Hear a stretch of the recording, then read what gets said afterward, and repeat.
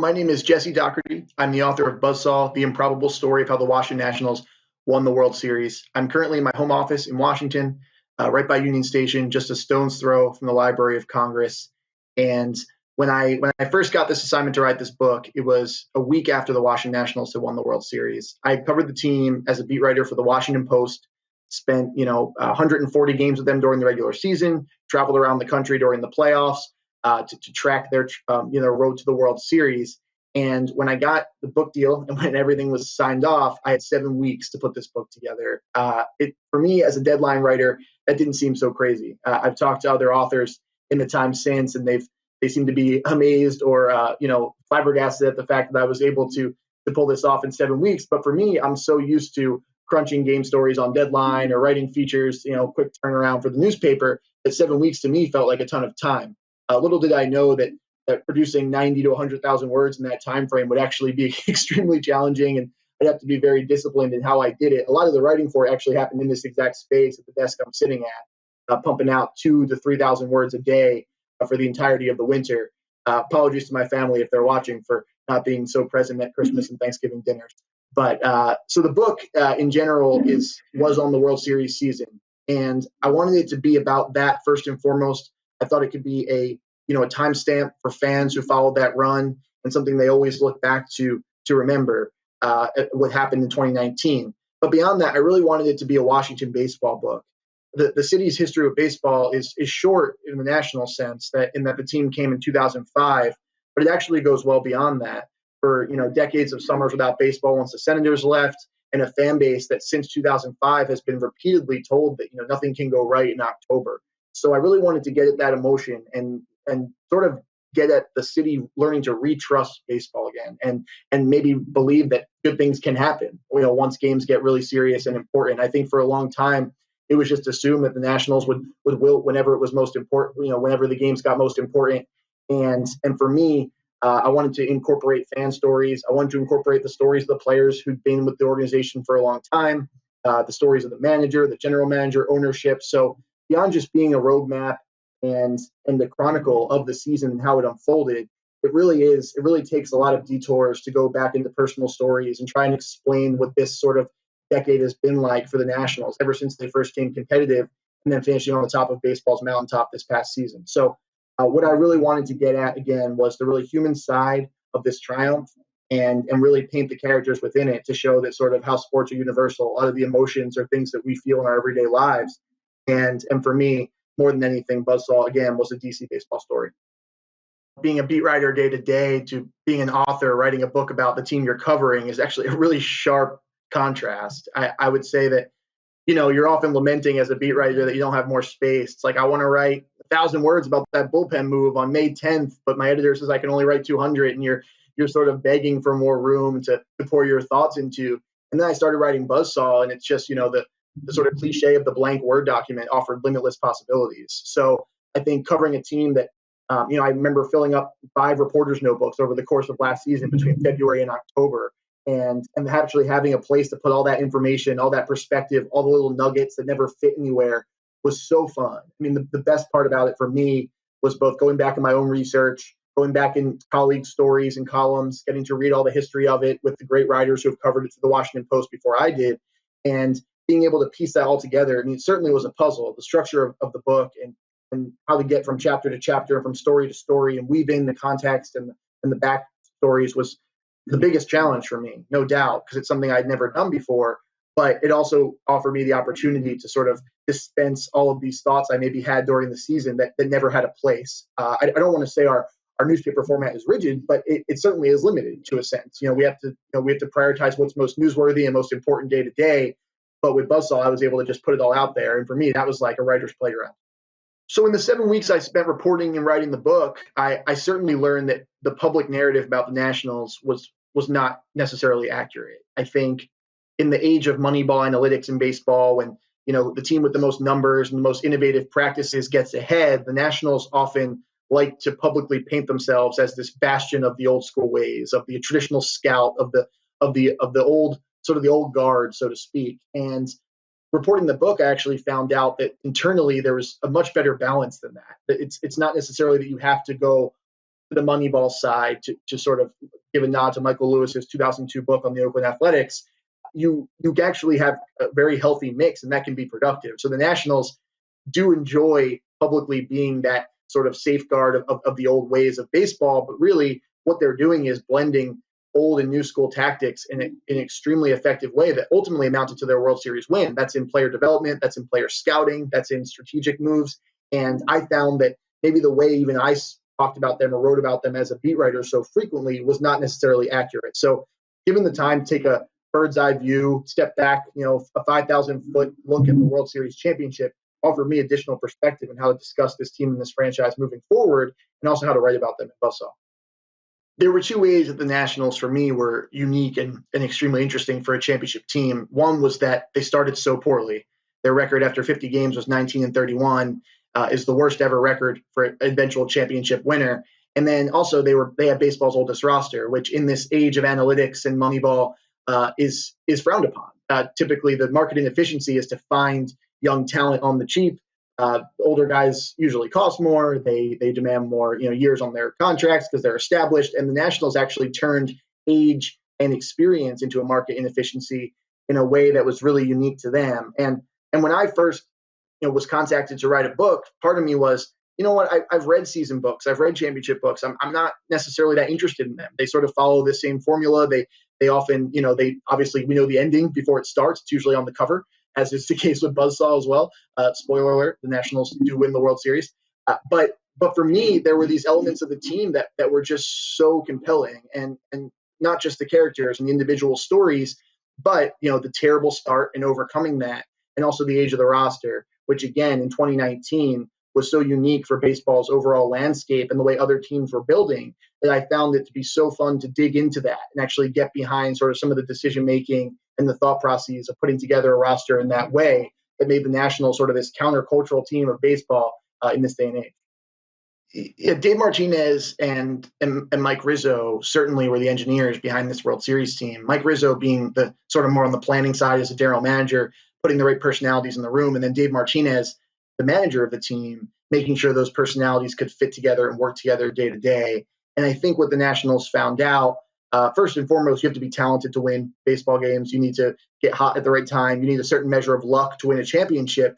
But there also is this huge value in liking each other. And I think it's maybe it sounds like cliche. It sounds like coach speak or sports things we say in sports that maybe don't apply to other workplaces. But the Nationals actually genuinely enjoyed going to work. And I think by midseason, when they were shifting the pendulum from being so bad early to then so good late, that was a huge factor in their success.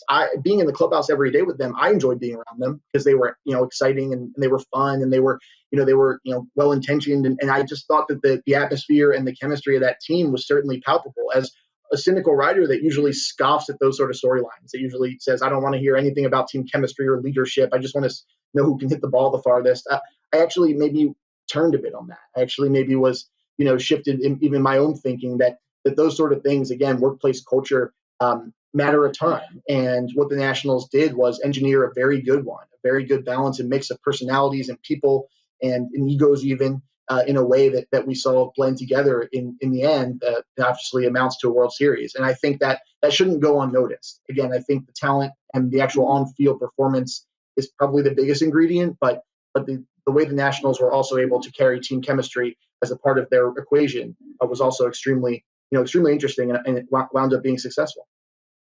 So what we learned from the Nationals is the power of communication. We learned that, communicating across cultures, communicating, across backgrounds is something that's extremely important. Dave Martinez, first and foremost, is a bilingual manager. He's of Puerto Rican descent. His introduction to baseball was his obsession as a kid with Roberto Clemente and trying to mimic his swing in the parks in New York. And then we saw with the Nationals, a team that had a very heavy Latin American influence. And then some of the older guard players, white American players, sort of allowing those guys, those Latin Americans, to infuse their culture in the clubhouse, to play loud music on game days, to dance after home runs. And we saw maybe some of the more stoic and rigid players, Steven Strasburg comes to mind, even joining in those celebrations and maybe sort of letting his guard down in a way that was really interesting and surprising. And I have one of the Nationals assistant general managers describe it to me this way, that the Nationals felt like a Dominican summer league team. And For those who don't know, that Dominican Summer League or Dominican Summer League is just usually a collection of teenage Dominican players. It's the music plays loud in the stadium, the locker room is just constant chatter and joking in Spanish, and this assistant general manager would walk into the clubhouse on a given day and be like, I feel like I'm in Santo Domingo, just watching a team of young Dominican players just interact with each other. And there are a lot of ways in which that happened. Gerardo Parra was a huge influence on the Nationals. Brian Dozier, who's a veteran from Mississippi, is actually near fluent in Spanish and really bridged the cultural gap between the two groups. And I just think that what we saw is that when people can communicate, when people can find ways to put differences aside, maybe and put differences aside in the sense that they come from different backgrounds and different places and different cultures, it can be a really powerful tool for success. And the Nationals showed that through and through. So the title of the book, Buzzsaw, came from what I thought was a sort of perfect confluence of perspectives, the person who said it, the timing of it, and it jumped off the page to me. I immediately, when we were talking titles for the book, I said Buzzsaw. The book publisher at Simon & Schuster signed on right away. It just felt so perfect. And where it comes from is in the clubhouse after the Nationals advanced to the World Series against the St. Louis Cardinals, I asked Steven Strasburg, a veteran pitcher, why this team?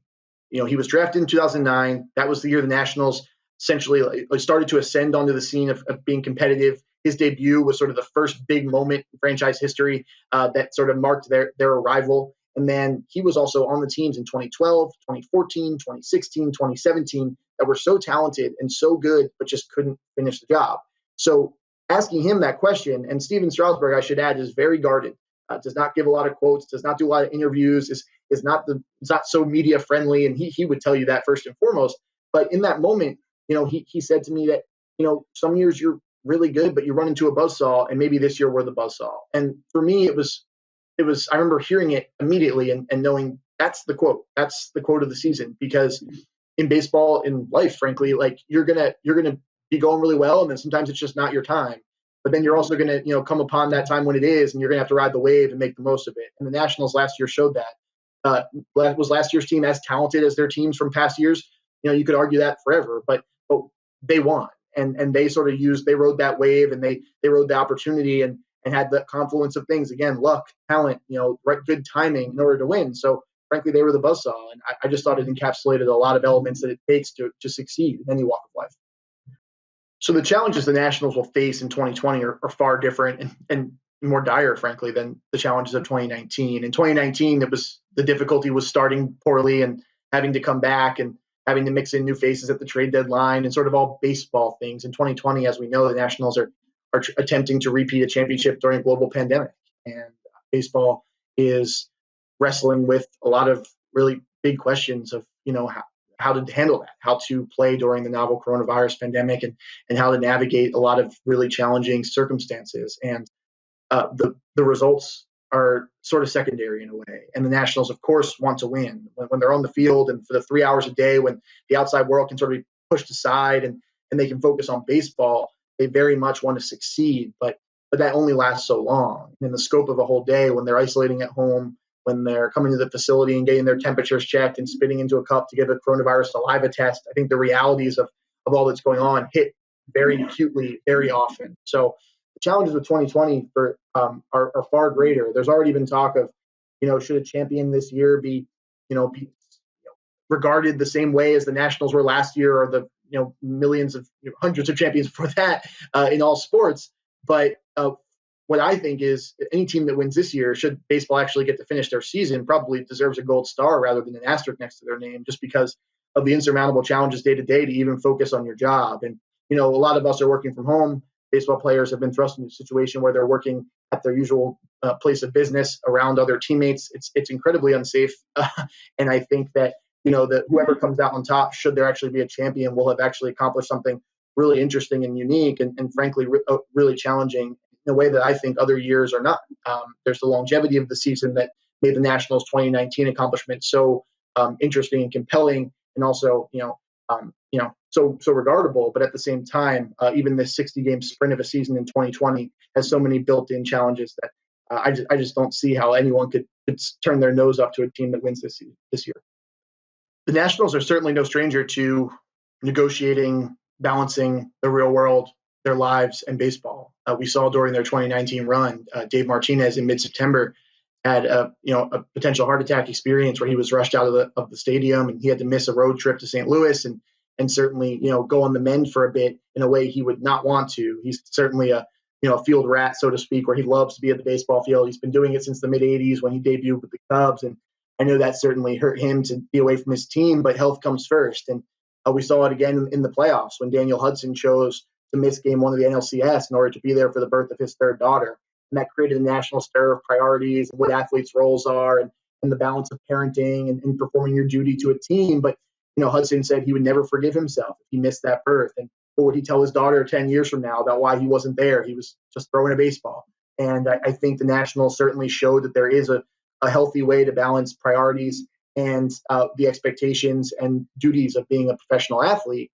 And then in this season alone, we've already seen Ryan Zimmerman, a noted veteran, had opted out of playing due to health concerns. So did Joe Ross and Wellington Castillo, two other players who decided it was not for them to play during the pandemic. So I think Dave Martinez has always been very open to his players making those types of decisions. I think his experience as a player, as someone who's dealt with his own health issues, as just a genuinely good person, leads him to sort of make those conclusions. And the negotiation of those different walks of life and different sort of segments of your own personal experience are certainly more acute now in 2020 than they ever have been. Writing Buzzsaw and being able to chronicle the Nationals 2019 title is undoubtedly the biggest honor of my career so far. That document will live on people's bookshelves in Washington or wherever you are as a Nationals fan for decades to come, and hopefully be passed down to future generations. It's just it's I can't even describe how cool that is. It's just seeing the book honestly takes my breath away every time I look at it, and I probably need to avoid making eye contact with the cover a lot of the time just because it is so surreal. And for me, what made this team special is that oftentimes challenges in sports feel very far away. I think it's easy to say these guys are millionaires. Their injury doesn't matter. They're whatever they're dealing with in terms of their families or their personal lives are so much easier because they have money and they're rich, and it's sort of all it's all nice and good. But I will say that I do find that sports and athletes and their experiences and their trials on and off the field can often be a reflection of our own lives. And the reason why I really loved tackling this book was because there were so many instances and so many personal backstories on the Nationals roster that really reflected what people really experience just beyond sports. I think of Mike Rizzo driving his old car around the country in the 80s and 90s, trying to find that one great player so he could make it as a scout and then make it as an executive. And then you think of him 30 years later, reflecting on the World Series win. And then I think of Sean Doolittle, who almost was pushed out of baseball entirely and had to give up his life's dream, but then shifted and became a pitcher instead of a hitter, and then had a whole new life, and sort of teaching us about the power of adjusting and the power of sort of giving it one last shot. And I think you could just go on with that. And then lastly, the way I close the book is sort of these vignettes of people around the world watching the Nationals win the World Series and how they experienced it. They were in Tel Aviv, they were on airplanes, they were on a research boat off the coast of Georgia. And for me, talking to all those fans, I put out a call on social media for these personal stories of Game 7. I received 500 emails. I actually asked for a 1-week book extension for my editor because I needed time to just sift through all these stories, and I couldn't get through it in time. I expected 10 responses, and I would just slap them into the book. And here I was sifting through, dozens and hundreds of personal tales about lost family members and watching on shaky Wi-Fi in order to connect with your parents who were maybe a continent away. And it just, that to me, in finishing the process that way, after writing 85,000 or so words about just baseball and the team and the trials of the players, and then getting to sort of dive into the fan experience and what it meant on a visceral, personal level, was so fulfilling. And the fact that 2,000 words or so lives in the back end of Buzzsaw, and hopefully is a treat for anyone who makes it that far, to me is, again, sort of a huge honor to tell those stories and to have that book live on as something that people will always remember. This is Jessie Dougherty, the author of Buzzsaw, and it was really great being part of the National Book Festival today. Thank you for having me.